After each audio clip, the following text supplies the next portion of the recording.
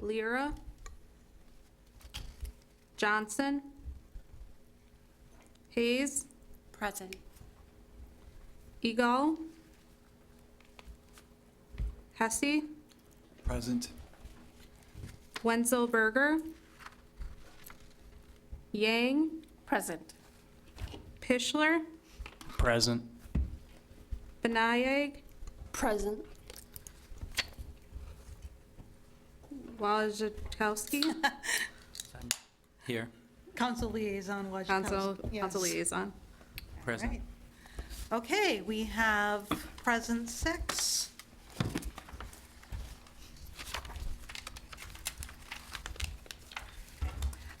We will start our meeting with a land acknowledgement read by Lakeisha Hayes.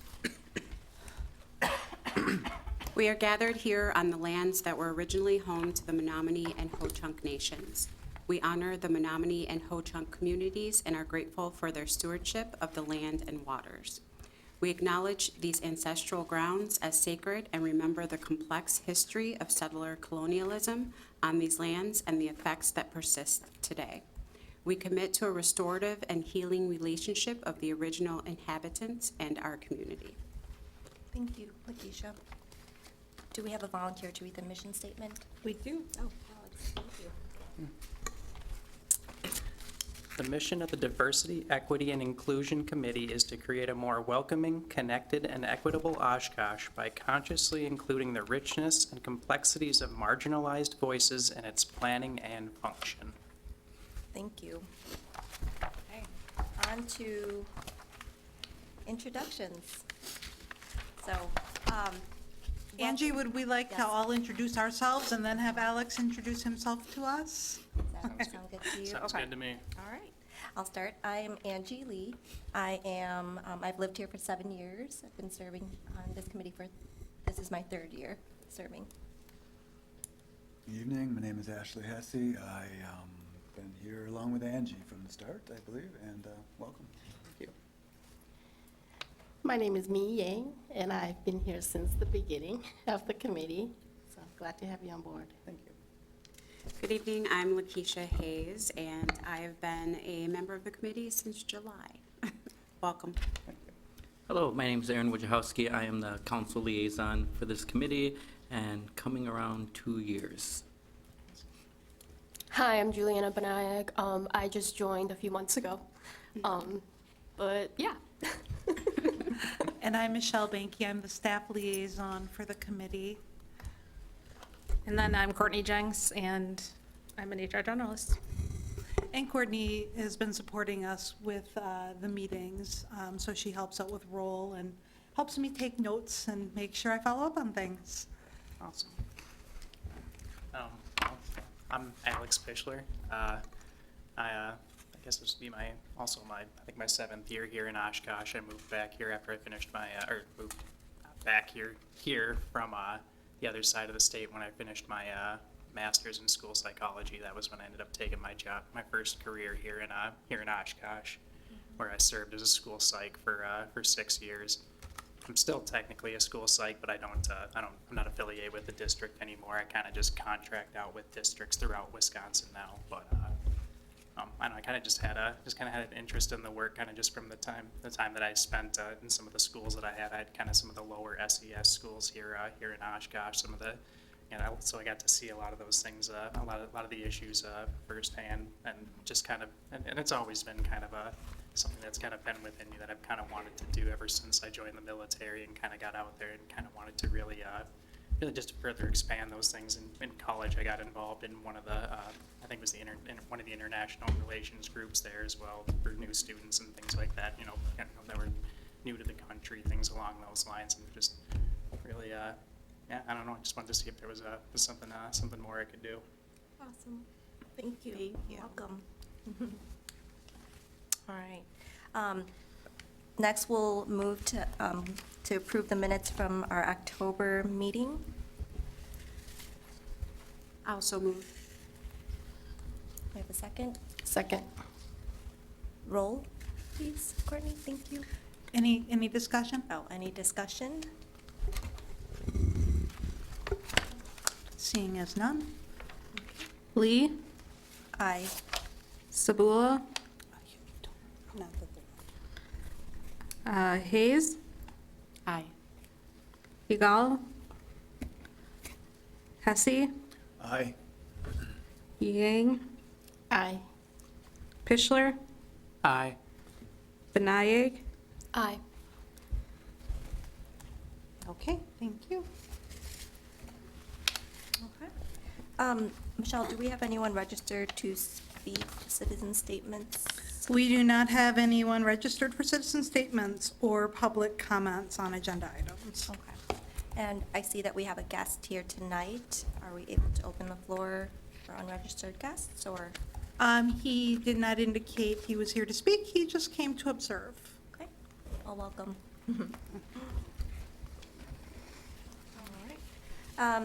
All right, well, next on our agenda, we have discussed creating equitable framework for Oshkosh Harvest Moon Festival. I am happy to start that conversation.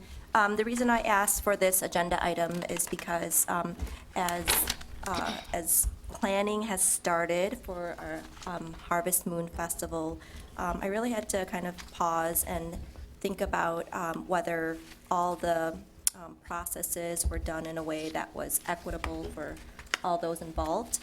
And so I wanted to bring it up to the group for discussion. Hello. Oh.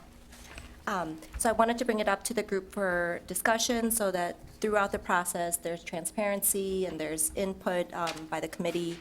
And so one of the big questions that I'll start with is, here, I need to, so who from this committee is interested in being part of the planning committee? So I'm thinking in talking to people more experienced in planning this type of event that they're thinking 3 to 5 hours a week, starting in January, leading up to the event, perhaps more hours when the event is closer, like in August, perhaps. So that's something for you to think about. I don't need a response right now. But given that time commitment, first of all, I guess the big question for me is it equitable or fair to ask our committee members to lead that type of planning on a volunteer basis, given I know that many of us do feel stretched with other committees or, family obligations, whatnot. So, so having said that, one option would be to kind of contract out the bulk of the planning, which would then come with paying, an external company or, like contracting that out.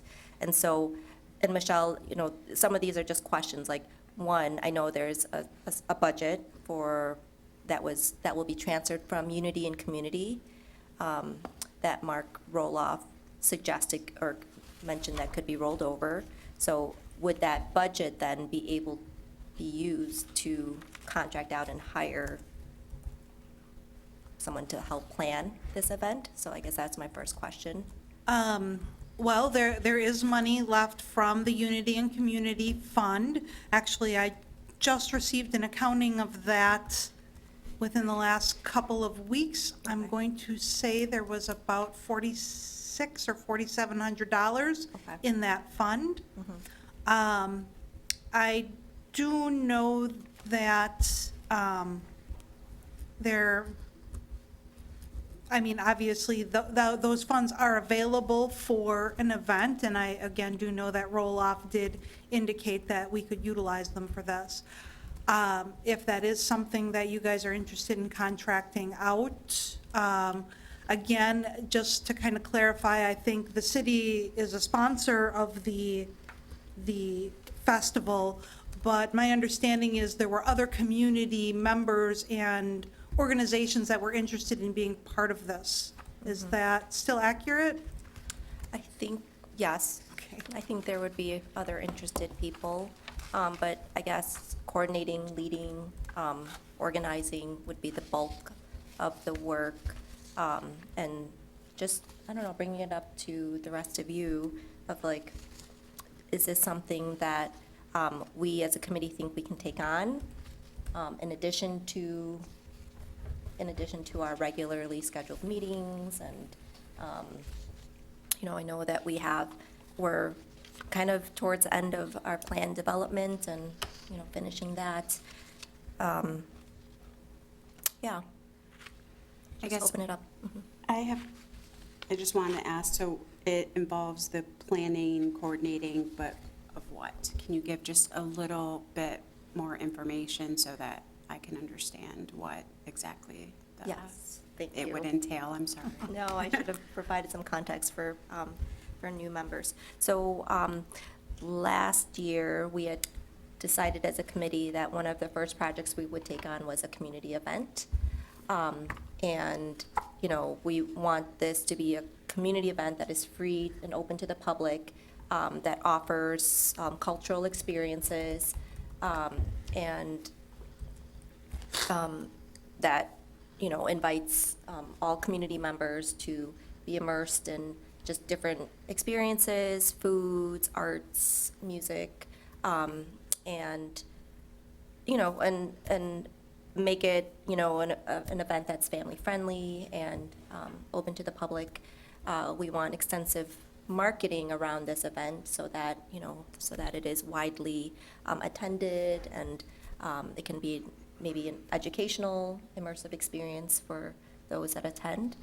The reason that Harvest Moon was chosen was because it falls in the time of Welcoming Week, and that is another initiative that I think that this committee has decided and prioritized as important to who we are and our core values.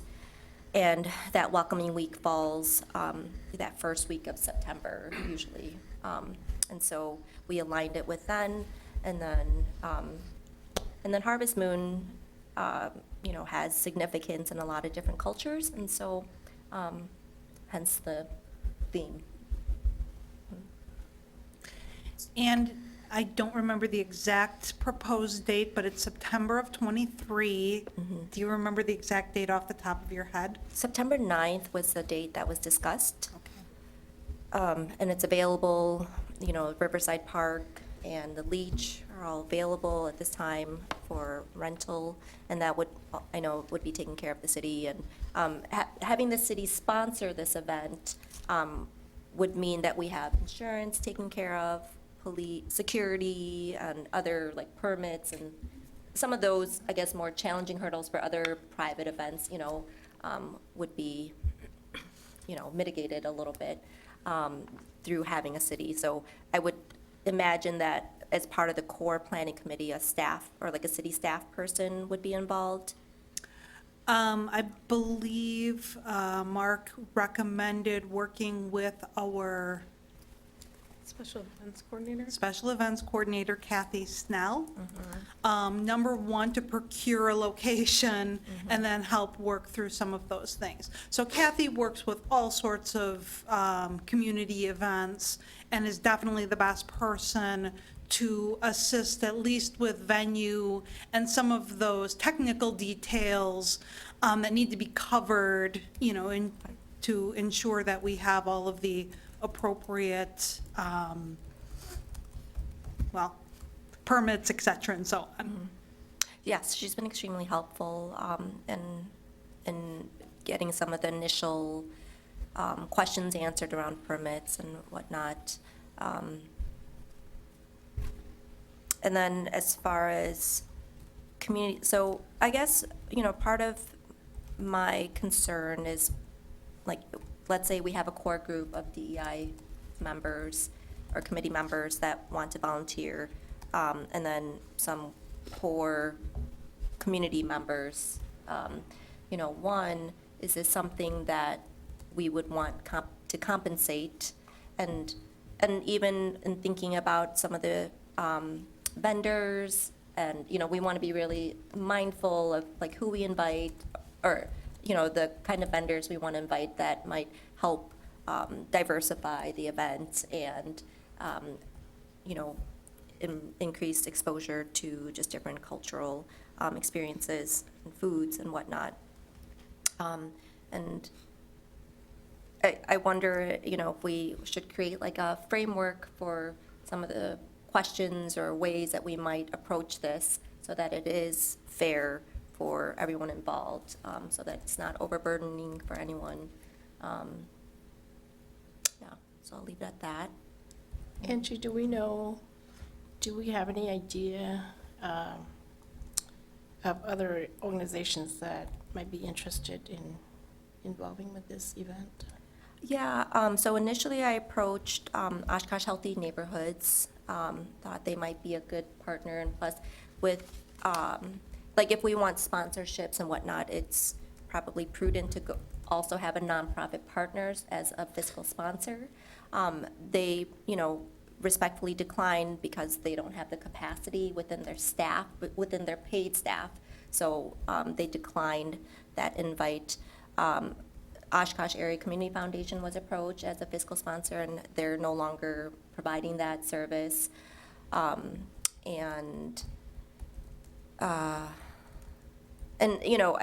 I've received like enthusiastic, like, yeah, like that sounds great, but no like committed partners through this, which is why I'm coming to this group and asking like what would be the fairest way, because I think the time commitment is a lot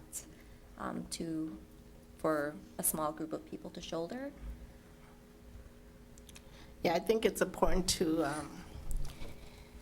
get the community involved, because when Unity was going on for a few years, and I was there with them all those years, we had like the university involved. We had like a representative from there. We had someone from the police department, people from the city, and the school district. We even had people like from, remember, Oshkosh Truck. Okay. Yeah, and a lot of these people, they were not just involved, but they were sponsors. Right. But then on top of that, we had to look for other individuals, business, and organizations in the city to help sponsor the event, because that's pretty much how we can run it. So I think we'll need some people to get involved so that we can move forward with this. It's a lot of work, but it was all volunteer work. Okay. So, and then eventually we will have somebody in charge of the vendors. The food part gets really complicated with the health department. You have to either get permit or you have to cook at a facility that's approved. Commercial facility, Yep, yes. so it got really complicated. So it's a lot if you think about it in details. So I think that if this committee is going to be part of it, I think it's important that a few of us be part of this other committee where it's going to involve other organizations in the city, and then meet outside of this meeting here, of this group, and then maybe report it back to this group on an ongoing basis. Yeah, because the other folks can't be here with us, so I think that's kind of how we did it those years. But well, at the time we didn't have DEI. No. So we actually create a unity committee where we get everybody, to come together like here, and we talk about it and we do things from there. But yeah, so I don't know if we want to pattern, after what happened, because pretty much, and we got the mayor involved because we need his signature and authorization letter going out to the business in the community for sponsorship and all those. So, yeah, so I think that it's important that some of us here be part of that bigger committee. And maybe this discussion will cause other community members to come forward and express some interest. And I don't know if people are generally reaching out to you, Angie, or if there's somebody else, if somebody is hearing this and is interested in participating in that event. Certainly, I'd be happy to field phone calls and pass along information as well if they do call the city. because I think, like me said, this was, our previous festival anyway, was definitely an all-community event where people from all different organizations got involved. And I don't know if any of that information was passed along to anyone. I have some of the information. Okay, which may include like who all the sponsors were and everything, maybe some reach out to those entities to, re-engage in a community event again. Because again, I don't know if this committee is really equipped to host and put on an entire festival without any outside assistance. Yeah, which kind of makes me circle back to that original question of, is that something we would want to consider, is to contract some of this work out? Just as a reference, I'm involved with another another big event, and, which is taking like 6 to 9 months of planning, and that event is being charged $26,000, in the planning and execution of it. So just as a reference of like the commitment and what that might cost, I don't know what the range would be. I guess it would depend on how much we're able to do versus how much we would contract out. I would imagine that, just through some of the initial conversations and the enthusiastic support, that we would be able to get sponsors that would be able to cover those costs.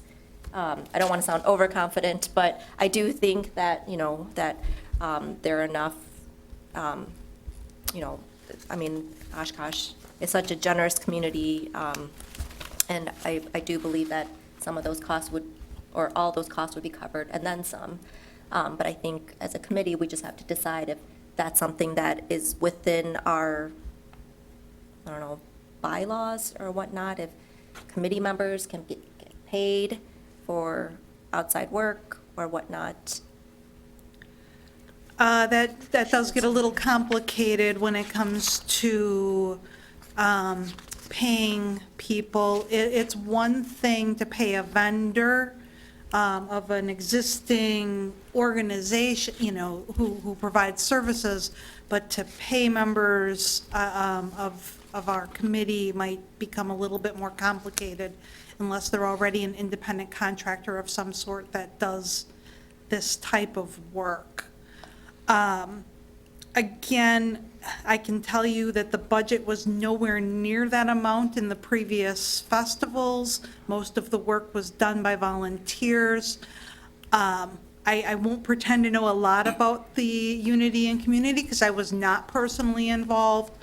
But again, I just happened to see the funds that are left in the account. And even in their best time frame, I don't think I don't believe they spent more than $10,000 on each year's festival.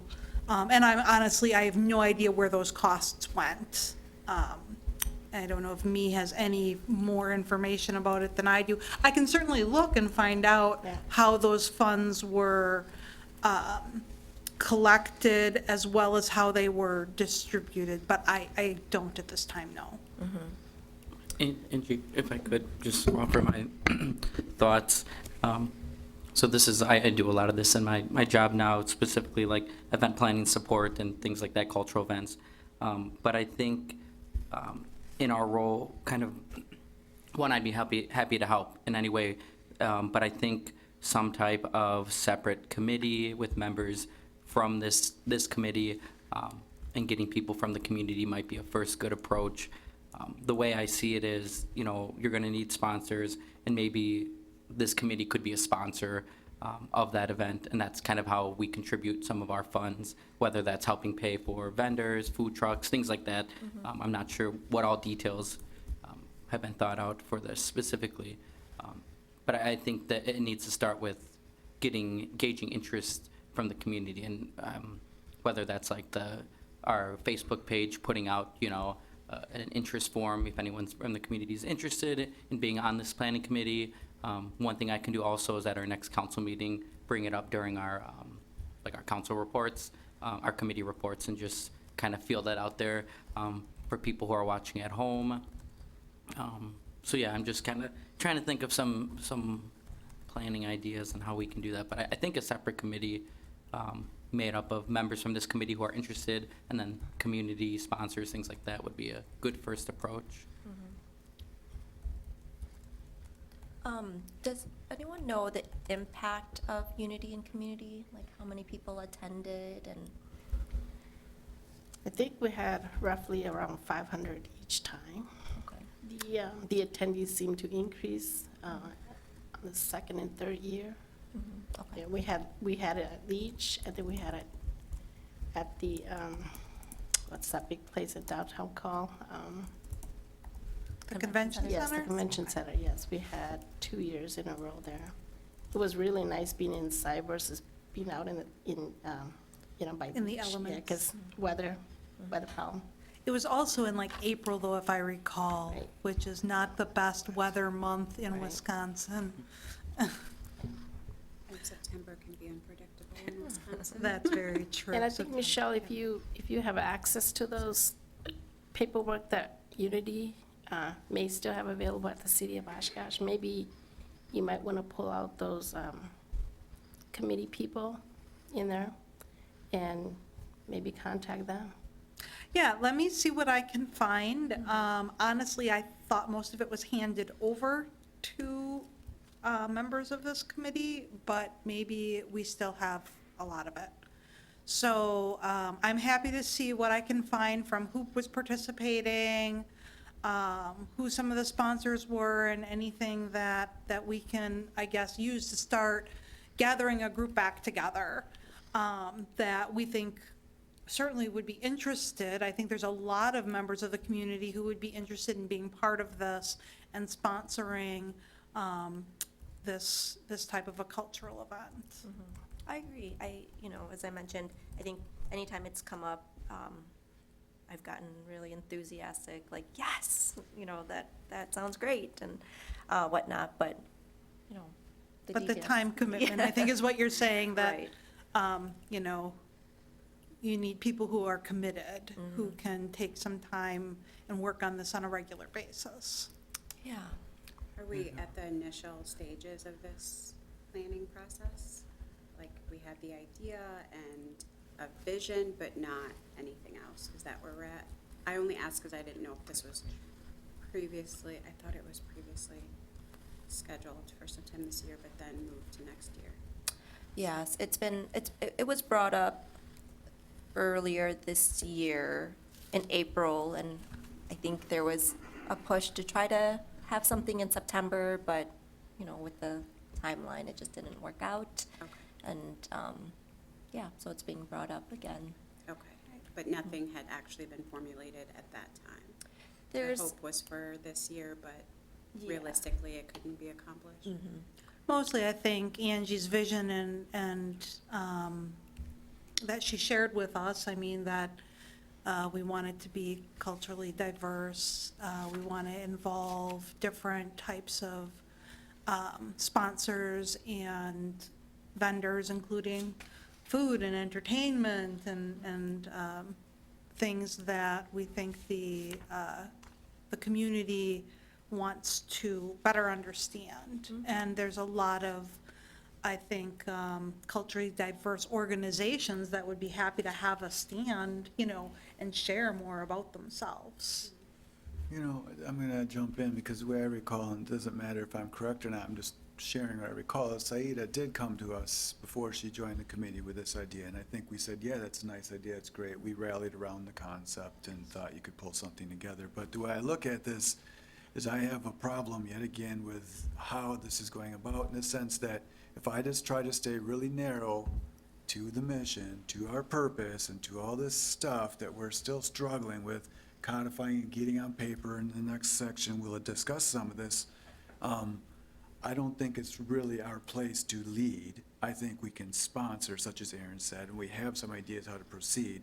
But I would strongly recommend that instead of investing a lot of our time and energy on this, unless you want to do so outside of this space, that we build how to put this into our plan as a best practice at a community level for the city to adopt. Because unless you truly have a city as an actual sponsor and some place where it could live for the longest, as long as this advisory body exists, this could be it, but there's no guarantee this is gonna continue.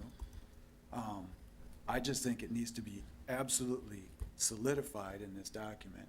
The level of sponsorship, what that should look like, digging back to the roadmap, like how to organize it, because there's people gonna be cycling through these chairs for as long as this goes.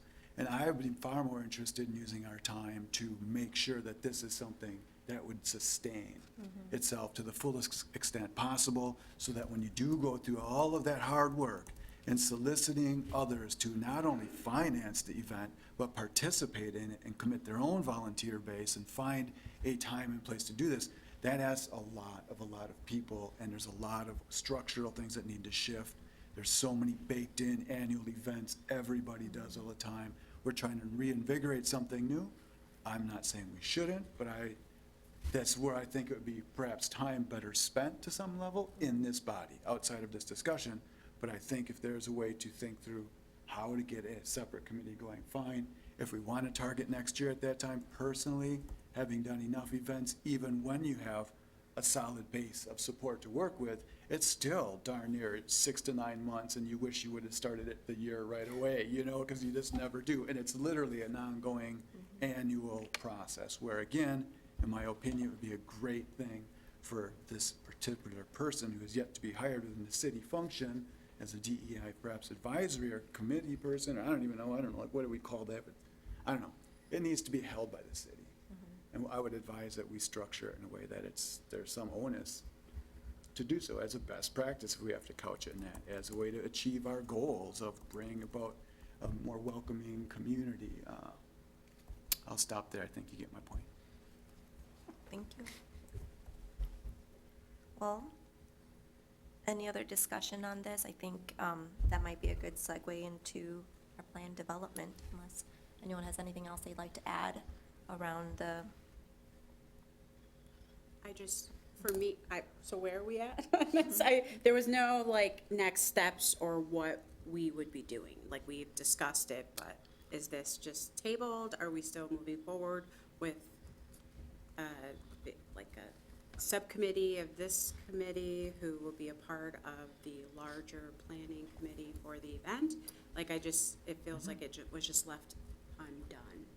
And I'll be good for it. I'll keep pulling strings and all kinds of unraveled things. But no, Just what like I heard attorneys was, do. yeah. Michelle was gonna look into some of the past history to see what we could find in her crew. And I believe I heard the idea of we're gonna try to put the word out to solicit some additional person, say, hey, we have an interest in organizing for such a purpose.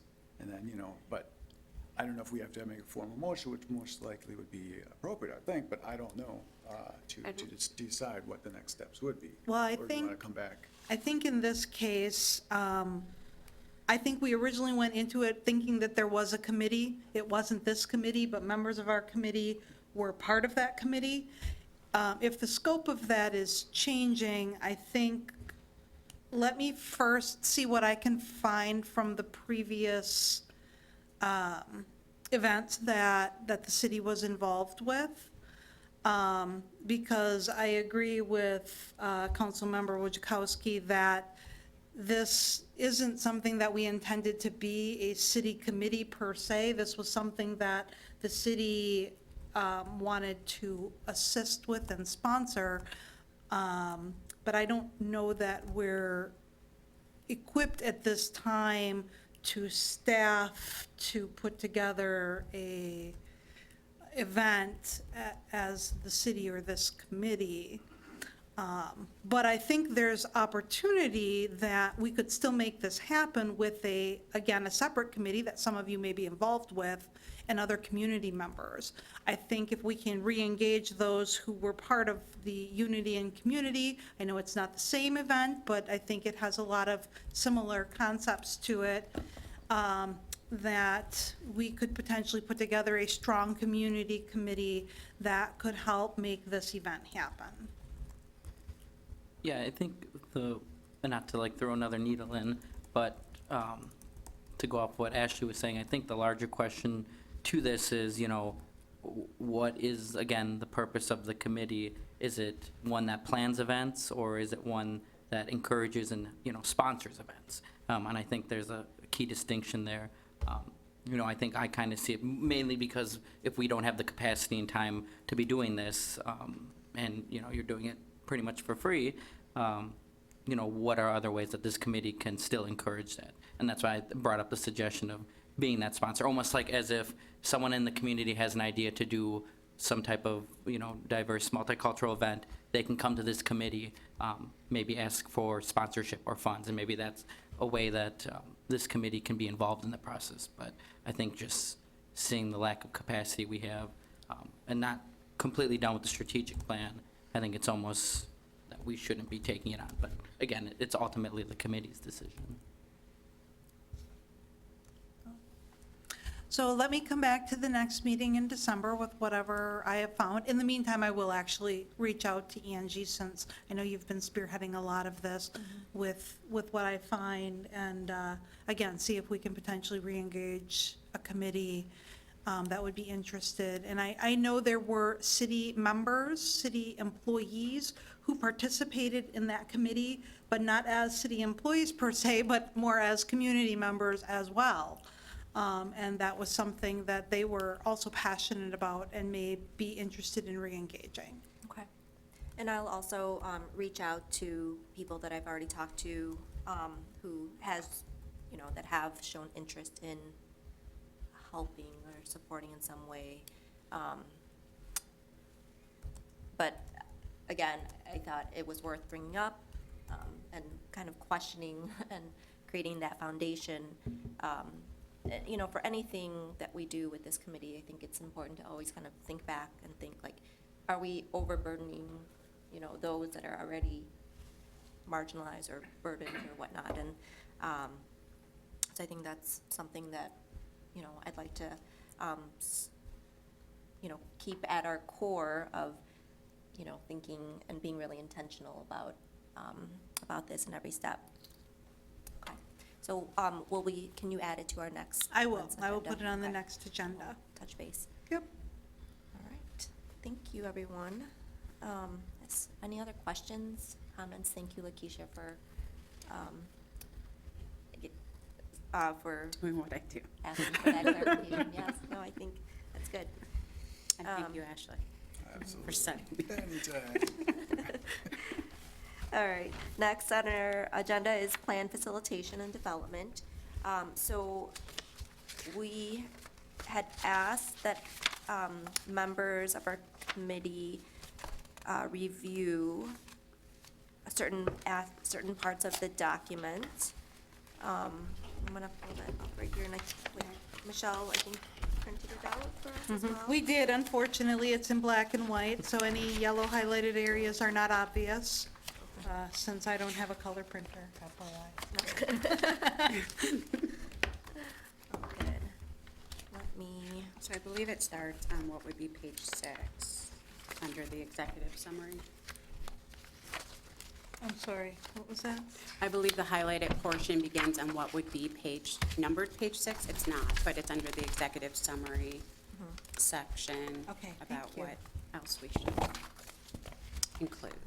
so for context, for Alex and anyone who wasn't here at our last meeting, it was decided that from this plan, that we would take out section 2 and section 3, which again were borrowed from the Arts and Beautification Committee, their strategic plan, just kind of as a template. And so we decided that at last month's meeting to take out section 2 and 3, and also take out section 1.5. The why is this plan important? Because that's covered in other sections sprinkled throughout this document. As well, when we opened this up last time, the DEI committee's message, there were chunks of that were also taken out at our last meeting. So just catching you all up on that. Any questions on the the parts that we took out last meeting? No, okay. So Alonzo and I met about a week and a half ago just to go over, or a couple weeks ago, to review this plan. And so I'll start with the executive summary, if that's okay, on For anyone who doesn't know, Alonzo is a consultant that the city currently utilizes with this committee and with other DEI initiatives within the city on the employment side. So he has been working with us on this plan, as well as other things with the committee.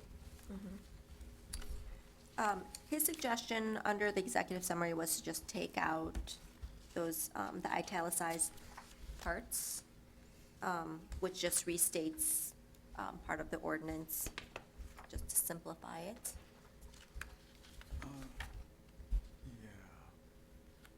Yeah. I'm just, okay, that's interesting. So I'm just looking like where else is that referenced, or will that actually ordinance be referenced somewhere in the document? I just think it would be important to at least include some of that as like part of what we're here for, you know, I don't know. But in general, I just wanted to make a comment on the whole executive summary thing. Like, I don't know, you can't really write an executive summary until you're summarizing what we've completed. You know, and that's pretty much the basis of the executive summary, is the document or the main point of the larger report. And so I added some just general thoughts as comments in the document. Okay. Admittedly, it was just earlier today, but that's really about as far as I got on a lot of what we were being asked to review. So that's, you know, anytime I've ever done anything of this nature, the summary isn't what drives the document or the business plan or the whatever. So maybe it's different in approaches, but I think, Ashley, your point, and it's well taken, that sometimes you gotta get into the guts of it, figure out the guts, and then go back and figure out the summary. yes, because I can't summarize it to really tell anybody what to look at and what to find and what the point is. And often I use executive summaries for that very purpose, right? It's like I don't have time to read the whole thing. How do I figure out what's in it? What's the purpose? What's the point? How do I decide from there? I almost wonder if there, maybe in section 1, introduction, if there needs to be like just like a background section that like puts that there just for context, so people know why we're doing this in the first place. You know, it's part of the charge that was created. Correct. Something like that. And I feel a bit remiss in like airing any of my opinions on this, because it seems really selfish in the simple fact that I've not taken the time to do this, like go through and start moving things around, et cetera. And Angie, I know you're primarily a large, you know, developer, and you're putting a lot of the work into it, right? And then I see Anne Marie had made comments some time ago, but I've not done anything with it. But when I look at it, it's like, oh, I know I could restructure it, and that might give us some more thought. So again, I don't really know the best approach to doing this, because I find I'm always like struggling to re-engage in this work when I leave here. You know, it's just, so, I don't know. I guess with that said, it's going to be important, I believe, that, you know, whether it's under guiding principles, or more importantly, I think that plan mission 1.1, that we do contain, like what Aaron pointed out, what I was noting, the actual language from the ordinance, and just referencing it. I think it's going to be an important piece, unless it's included somewhere else, right? But I think our guiding principles, and I looked at that, I'm just going to go, unless, please, just cut me Wait, off. can we hold, yeah, can I cut you off? You I'm should, sorry. you should, Okay, because I please. know Angie was talking about her meeting and what was discussed there. So I just want to hear about the executive summary section that you were getting to. Yeah. Overall, Alonzo kept reiterating the necessity to keep things simple and concise. And also, yeah, and specifically on this area, I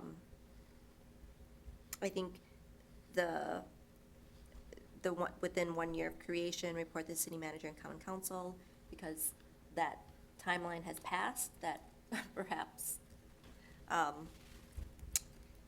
that didn't need to be in the document. And Part of our because- discussion at the last meeting too was that this was one of 4 responsibilities, and why this section instead of all of the responsibilities. And at that point, I think we basically said, do we need to reiterate all of those?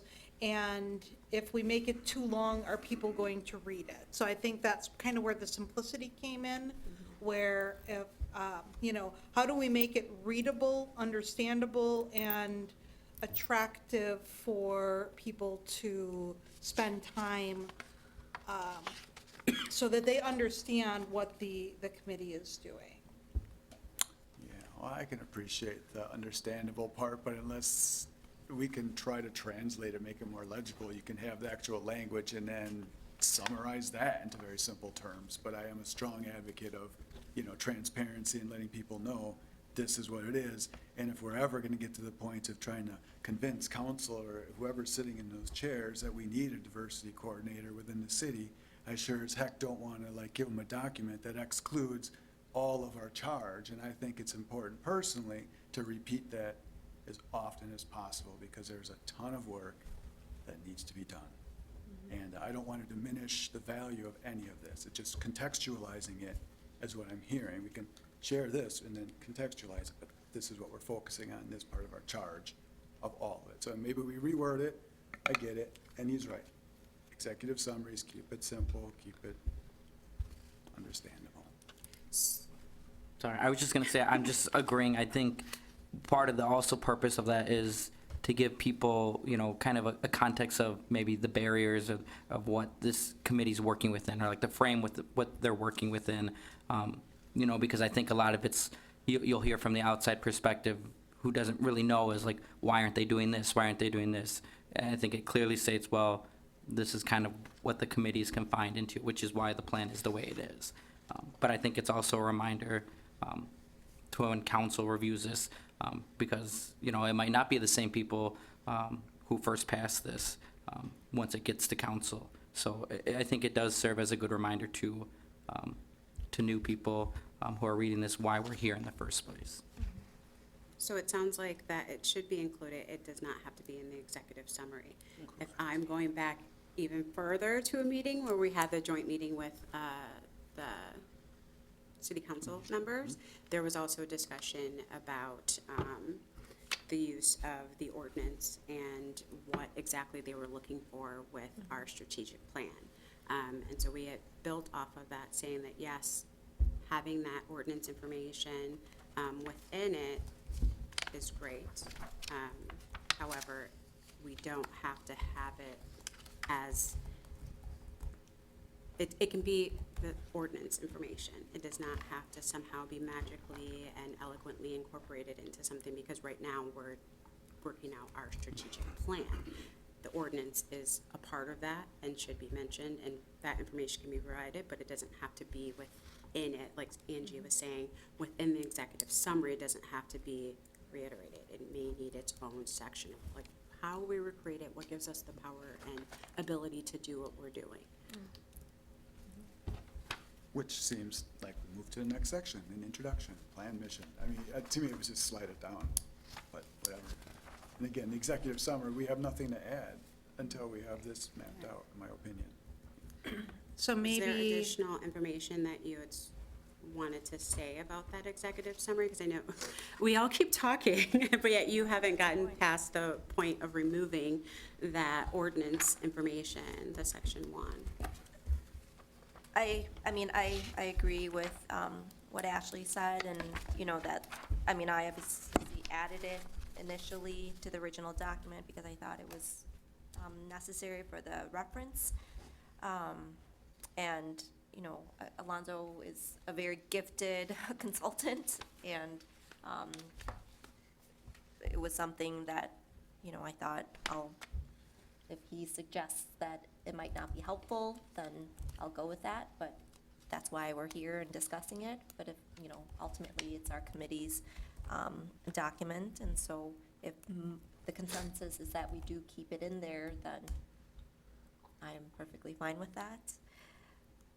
maybe a section specifically for the ordinance, and you just keep it separate and put the entire ordinance in, and they can choose to read it or not read it. As like in a part of an As appendix? literally after the executive summary, maybe the ordinance itself. And then if they want to skip the whole section, they can. Otherwise, the ordinance is there in its entirety rather than just a section of the ordinance. Okay. I agree. I think it should be its own section and the entire thing listed. And you can reference it in the executive summary, like say, Right, Ordinance and then- and it is. The first sentence is, it was formed through ordinance 2255, which then we can put in ordinance 2255. What does everyone think of that? Is that a motion we have to? No, I don't know. no, I think, I mean, I'm all but I about mean, making those motions. supportive, not supportive. I mean, I think we're just talking about the draft at this time. But the more consensus we can get, because eventually you guys are going to vote on this plan. But I think at this point, this is kind of a working consensus meeting about what do you want this to look like? I agree with it. I think it accomplishes what Ashley has stated is necessary, and the transparency that has been discussed, and kind of the roadmap and the framework in which we're working under is, Aaron. What's the formal thing here? Sorry. Takes a little practice for Aaron's name, doesn't it? No, I know the name. I was just like, am I supposed to be more formal and No. not refer to Aaron? My apologies, Your Honor.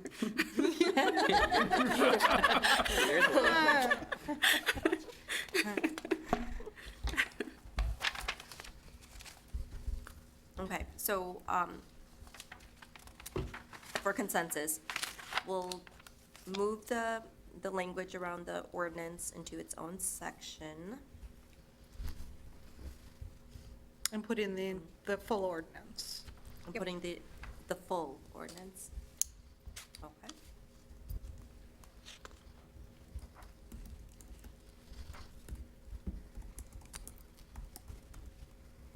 Okay. All right. Everyone's okay with that? Can I move on to section 1? So, another big point for Alonso was really being mindful of the language of this document. For example, under plan mission, I think the initial wording was, the mission of the DEI vision and strategic plan is to improve, improve the welcoming, inclusive, the word improve, I think, was used, and he was suggesting that that word can automatically, make someone feel defensive of like, well, what was wrong with Oshkosh to begin with? Or, just being really like super mindful. And I appreciate that kind of like fine combing through so that each word does carry, is very consciously written. And so that was changed to, is to provide the city of Oshkosh, no, that doesn't make sense, or continue to be a welcoming, inclusive, reflective, and responsive. So that, indicates that Oshkosh already is and is continuing. So just putting that out there as, that was one of, Alonzo's big suggestions, was really being mindful of how this document will be digested and interpreted. Can you just like edit on the fly here? Do you care? No, I mean, please do, like, yeah. Yeah, Well, to me, I'm just going to say, the mission, we can just wordsmith it, is really trying to provide a framework and guidance to the city. Is really, we're an advisory body, so that's kind of what this was, I understood. That's, I don't know, that's, I'll just Okay. type it in. So what Ashley is doing is, he put in the mission of the DEI vision and I strategic just forgot plan. what it says, part of framework and, what do we say, strategy or approach? I don't know. I was just trying to reference the actual language. I mean, we could say advise. Yeah. Okay. Sure. Okay. But, yeah, I mean, to me, the plan mission, well, that would be very simple. Then if it looks like we, welcoming, inclusive, effective response to all community members, I think this could just reflect really the language of the DEI mission statement to some extent. Yeah, and then when I look, I know I don't want to skip ahead necessarily, but I take those bullet points of welcoming and a little explanation, inclusive, and what that means, et cetera. Those seem to be guiding principles to me, like, just like, or the values, it's just replace those into that next section. So it can just be really to the point. Do we have the mission statement in here? It was. Oh, yeah, there, it's at the included beginning. At the beginning. but It's at the so- beginning, I see. Yeah, so it seems like it would make sense to just sort of reflect that with a little more hair, like welcoming, it's got bulleted, or the highlighted, bolded words. Those seem to be the values or guiding principles, which we're referencing in the next 1.2 section, to me, when I read this. And I we would might agree. wanna embed other values, but, yeah. When I went through it, I was taking those bulleted points under 1.1 as the guiding principles, not. As part of the plan Plan mission. mission. Okay. Everyone's okay with that, moving that over to the guiding principles? And those parts that are highlighted, you can see on what values do we want to embed in the process of writing and executing the plan. Even in the process of writing this, what are some of those guiding principles? And I think I added this, I don't remember at this point. Priority areas based on data presented, systems thinking and social determinants. Did you add that? Sounds like maybe you would think that. Intersectional and interconnectedness and understanding that this work will take time. It's just more process, and just thinking. I think it was just sort of like how to engage in the work, notes. I don't necessarily think that was there to be, A principle. Yes, right. It was just like sort of notes as to how you're going to think through Not this. That triggers. almost Right. sounds like the plan lens, like how we're looking at this, almost. But I know we took that section out. I do like the recommendation of the 4 as the guiding principles. It's clear, it's simple, it's very related.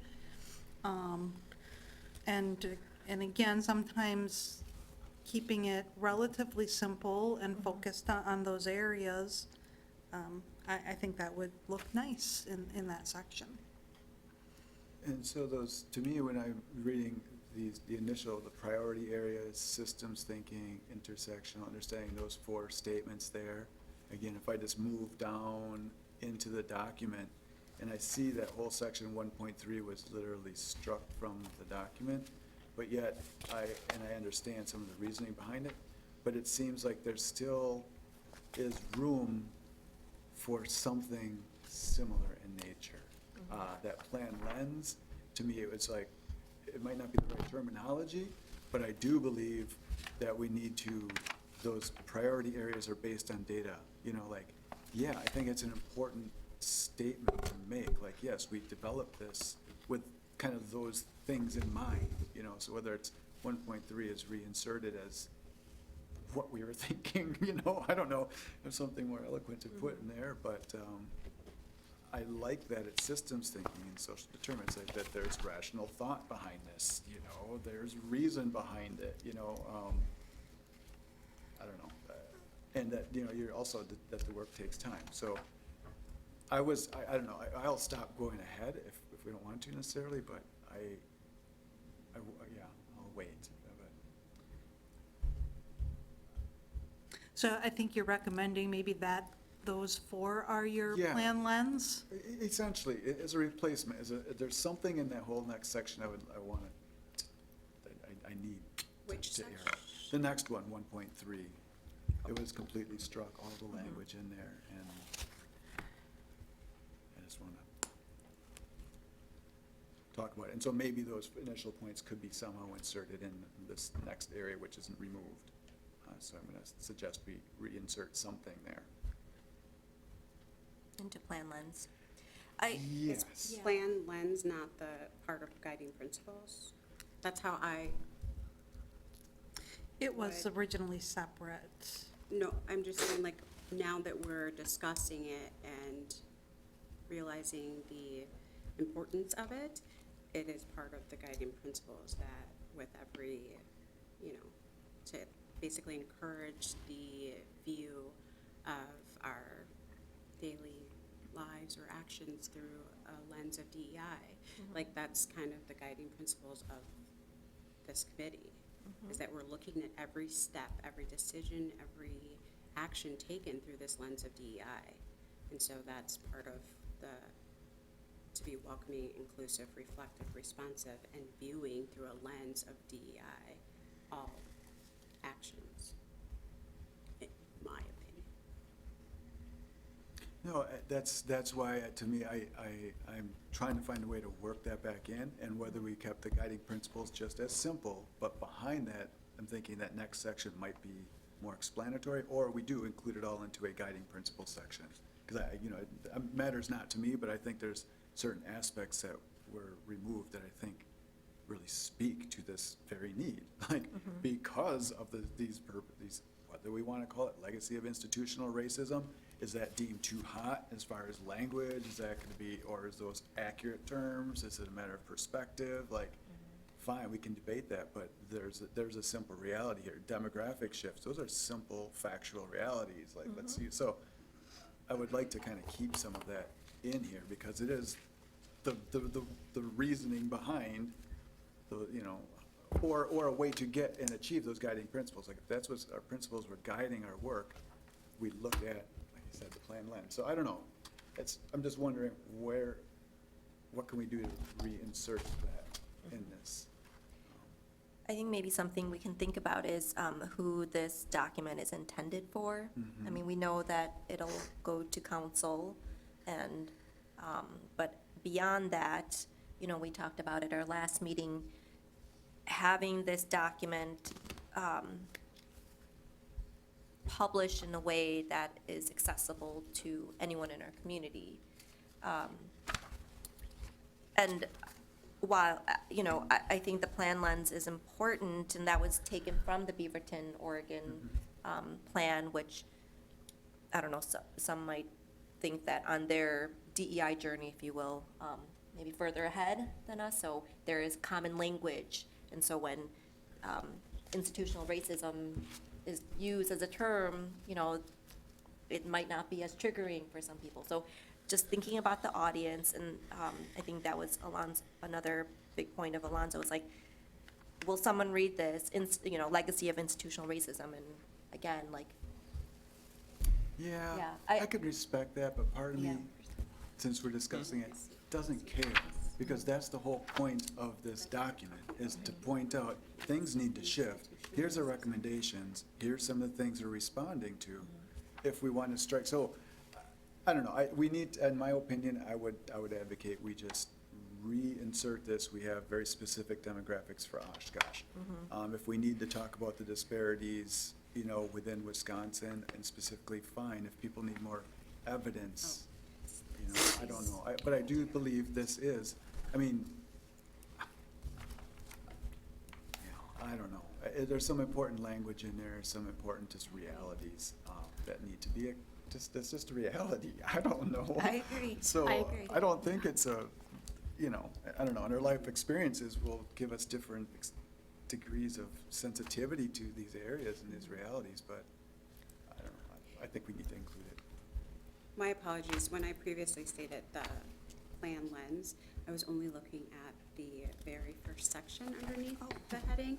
I was not looking at these areas that were stricken from the plan, so my apologies. We gotcha. So when I indicated that the section on plans lens, the plan lens should be, I thought it was a guiding principle, I was not including the 4 sections therein. I guess I would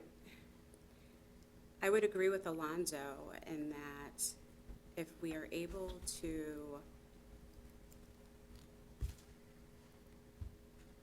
I guess, summarize exactly what, like, we're going to be using history and, lived experiences as a way to guide us when, in this process, then there's a way to say that without saying it in this way. I agree with Alonzo that this does not specifically have to be stated as the benchmark. But I think if you're talking about who our audience is, regardless of what we choose as our guiding principles, I think there does need to be somewhat of an explanation of what that means. I mean, intersectional and interconnectedness, that can mean a lot of different things to people.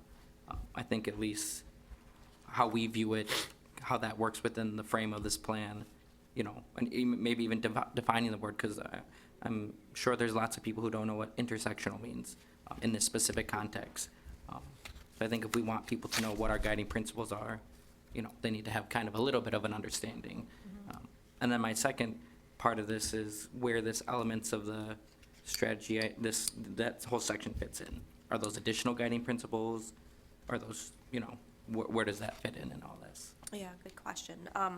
Those I jotted down at the beginning of creating this, just for my own thinking.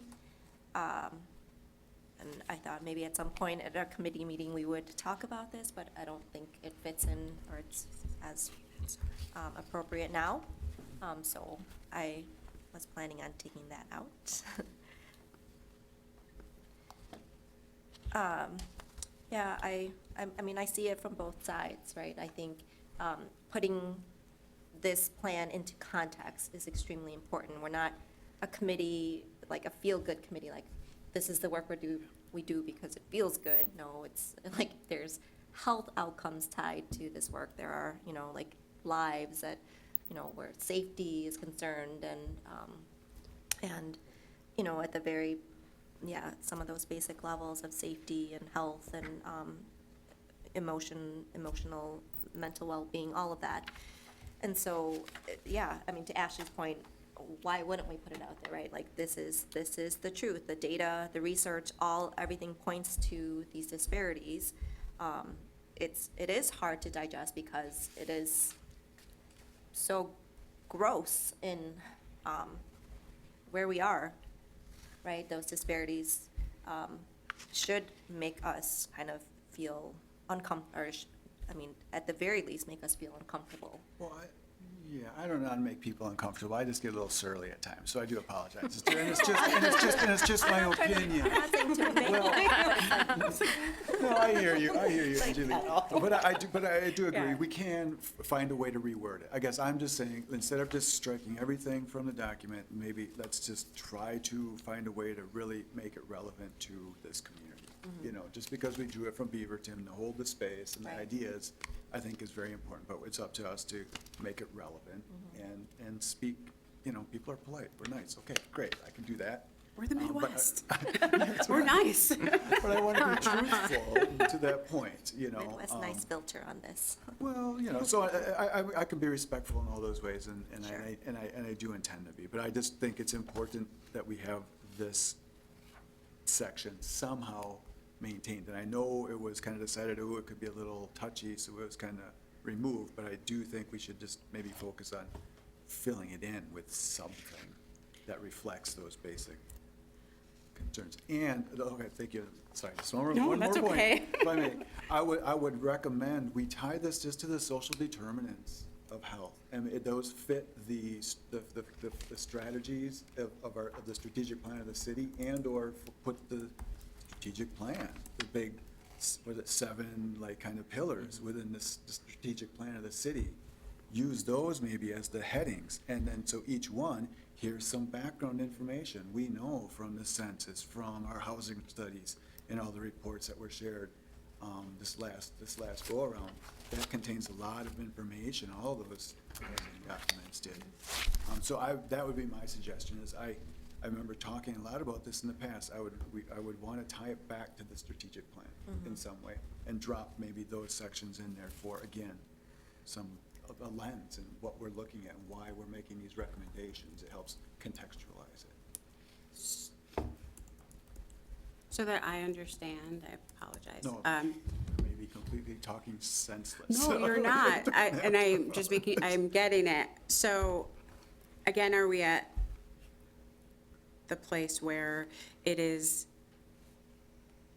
this section, 1.3, maybe not being just an entire section, and now we're striking it, that instead we need to incorporate this information as to why in one of our goals or the strategy, and why we're doing this. Why are we, focused in this specific area of one of our goals, and that's because of the disparities and and explain like why these, I once we think- get to our goal. Yeah, that would be my section. intent and my thinking behind it, is we can have our basic principles, but behind that are, these are maybe even how those principles would start to apply to the strategic goals of the Yes. city. And to sort of fill it in with some examples, because as we get further into it, we're making our recommendations, and I do believe trying to tie those to, again, the goals of the city within, our charge. I mean, that's just the way my mind is working it.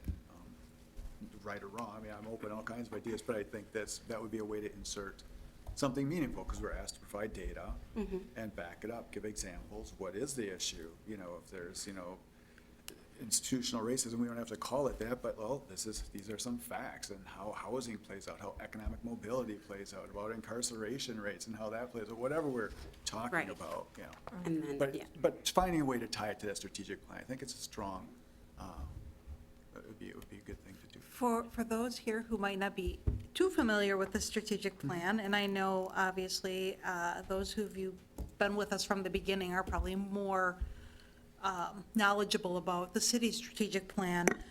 So the pillars of the strategic plan for the city are quality of life, public safety and health, strengthen neighborhoods, economic development, infrastructure, and effectiveness of government. Now, that's a very, very high-level overview, but within each of those pillars, there are a lot of strategic initiatives tied to those. So I think where, Ashley was going, and we've talked about this in the past, is how do we tie this plan into those pillars of the strategic plan for the city? And I think, obviously they're applicable to what the DEI committee plan looks like, right? Where, again, quality of life, strengthening neighborhoods, public safety and health, economic development, effectiveness of our government and infrastructure. Those are important for people to have a good community environment to work and live and play. I'll also add, in addition to that, so we do have the strategic plan, but we also list our guiding principles, which is kind of like the city's lens on how they look through those. And we have 9 of those. And I'm not going to read them all, but, there's like accountable, can-do spirit, engaging, equitable, inclusive. So like so that's like separate from the strategic plan, but it's kind of how it guides how we look through each of those sections. So when you talk about referencing, we could even, reference those guiding principles as our own, in different ways if you want to. And I do believe in the full statutory language, for this, it does also focus us on, I think, housing, economic mobility, maybe education, health. There were a few. Just those 3 in health, okay.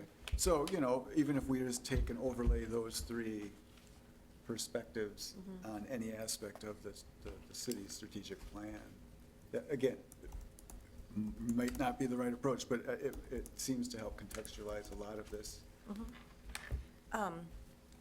So we do have a section as part of the ordinance I'm just like thinking ahead. We do have a section in the ordinance where we have to provide best practices. And so would you suggest that some of this, the language around the data, would be included in that section of like, this is why, these are the health best practices for this reason? Yes and no, maybe. Okay. Sometimes I just have to see it to understand. okay. So I'm starting to lose it in my own mind. All right. Yeah, how are we all doing? What was the question again? I'm sorry. Okay, so Okay, so part of our ordinance, as part of our ordinance, we have to write 5 to 7 goals of this committee, right? And then we also are tasked with advising on best practices in the areas of health, housing, and It's economic mobility. Thank you. So that is the last section of this document where there's just like links and, links and information on like what some of those best practices are. So my question then is like some of the plan lens language, should that go in that section where there's the recommendations? Like, these are the reasons why we're recommending these practices, because our data shows da-da-da-da-da. Like, our housing disparities show this, this, and this, and this. It could be repeated. Okay. I just, to me, I'm a one, you repeat things. You can start it in the intro, but, in all honesty, I feel impatient because we've been working on this forever, and I've been trying to get this done, and you're doing a way better job at this, by the way, getting this moving along. I love it. Is to really get to what we need to get over to council, like what are our goals and our recommendations. So if we can get through this front part sooner, that would be great. Yeah, because So whatever we can do. the goals, okay, so we'll come back to the guiding principles. I like Erin's suggestion of maybe using the city's guiding principles as well, and also the 4 welcoming, inclusive, reflective, responsive. So I think we can come back to that, or that's something that we can do on our own. And then plan lens, we will also come back to, but what I have down is that we'll keep this section, but maybe frame it in a way, and I just wrote that as digestible. But, yeah, okay. We'll work on it. Yeah. Key terms, I think it's important to keep the key terms in the document just for context, common language.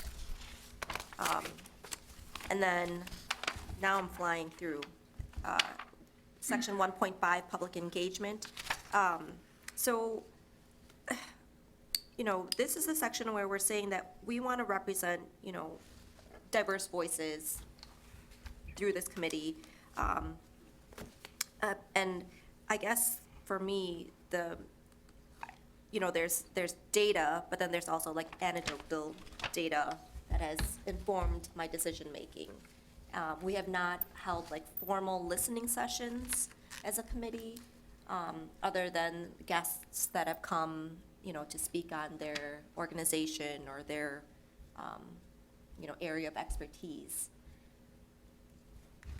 Are we okay with leaving section 1.5, the public engagement as is, that we are, that to the best of our ability, we are trying to represent different sectors of our community, either through like lived experiences, stories we have heard, conversations?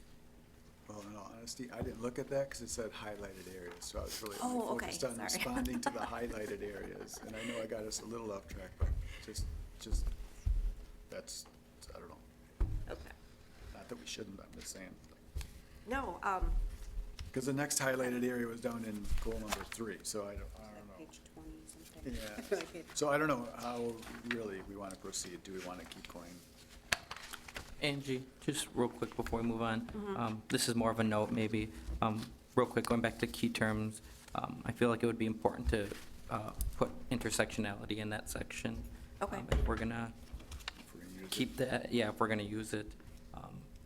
I think this is a subject where there's a lot of words and concepts that need explaining, especially just because, everyone looks at these differently, even people who are knowledgeable on these topics. Disparity is a word that many people Yeah. also don't Disparity. fully understand. And I personally don't think we can actually finish that section until we finish the entire document, because I think you guys brought up very good points. So I think we just need to be on the lookout for all of the key terms that are going to need to go into this section, Okay. so that we don't miss them. But to say we could complete it tonight, I don't think is reasonable. But what I might suggest is if anybody is able to take the time and go through this again outside of here, or when you do, maybe just feel free to just copy and paste a word and drop it in that area, so that we can just start to Right. populate key terms that any one of us might think, oh, this is something that could be some more, we need some more clarification, that all different perspectives, it might be a quick way of helping them achieve that. My other point was I almost feel like the public engagement portion is not necessary or repetitive. I'm wondering like what its purpose is, because I feel like, you know, we talk about one of our like guiding principles, well, if we go that way, welcoming. I think that kind of covers it, but then it almost sounds like it's a goal or action, you know, like it's the intent of the committee to engage with community members, hear their stories, and I almost feel like that fits in the outreach and engagement goal. Maybe, I don't know, those are just kind of some thoughts. Good point.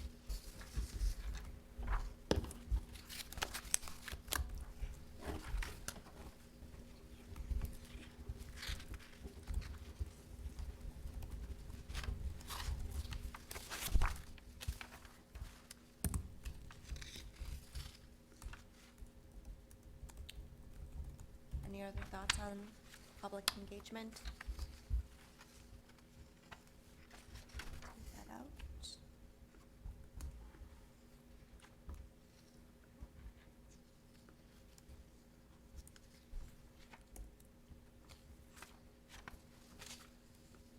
Okay. So the next highlighted section is goal 3. Okay, so we're not gonna go through this line by line, but really I highlighted it because in my conversation with Alonzo, he kind of reminded me like that this is not within our scope to make as our goal of using a DEI framework in city practices. That's something internal, and so sections 3.1 through 3.6, I am okay taking out, but we can add that as maybe our recommendations.